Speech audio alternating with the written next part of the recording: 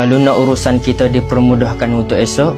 Aminkan doa ni. Bismillahirrahmanirrahim. Allahumma la sahla illa ma ja'altahu sahla wa anta taj'alu hazna idza syi'ta sahla. Ya Allah, Engkau permudahkanlah segala urusan kami, urusan keluarga kami, urusan pekerjaan kami dan sebagainya. Ya Allah, ya Allah, tidak ada benda mudah kecuali Engkau memudahkannya. Ya Allah, ya Allah, Engkau ampunilah segala dosa-dosa kami, dosa kedua ibu bapa kami, dosa guru-guru kami, dosa sahabat-sahabat kami, serta dosa orang yang tengok video ni. Ya Allah, ya Allah, Engkau berikanlah keberkatan kepada kami dalam mencari rezeki. Ya Allah, rezeki yang berkah, rezeki yang halal, rezeki yang diredai oleh-Mu. Ya Allah, ya Allah, Engkau murahkanlah rezeki kami. Ya Allah, ya Allah, semoga amal kebaikan kami, amal ibadah kami yang kami lakukan pada hari ini diterima di sisi-Mu. Ya Allah, ya Allah, Engkau matikanlah kami dalam husnul khatimah, dalam keadaan baik, dalam keadaan beriman dan sempat bertaubat kepada-Mu. Ya Allah, ya Allah,